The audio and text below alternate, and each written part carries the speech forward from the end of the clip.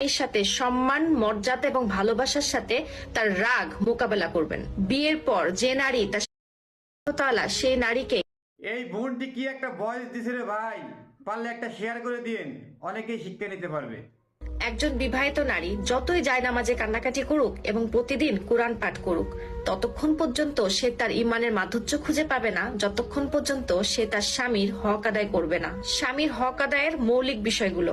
Number 1, একজন স্ত্রীর উচিত তার স্বামীর পোশাক হয়ে যাওয়া, তার ভিতরে কমতি বের না করা, তার দোষ খুঁজে বের না করা, তার নিজের পরিবারের মাধ্যমে স্বামীকে পেরেশানি না দেওয়া এবং বিরক্ত না করা। নাম্বার 2, স্বামীর উপরে অসন্তুষ্ট না হওয়া, স্বামী যা দিচ্ছে সেটাতে আলহামদুলিল্লাহ বলা, শুকরিয়া আদায় করা। নাম্বার 3, স্বামীর সামনে খারাপ ভাষা ব্যবহার না করা। যদি রেগে থাকে অথবা খারাপ মেজাজে থাকে তাহলে শরীয়তের নির্দেশ আপনি স্বামীর সাথে সম্মান, মর্যাদা এবং ভালোবাসার সাথে তার রাগ মোকাবেলা করবেন। বিয়ের পর যে নারী তার স্বামীর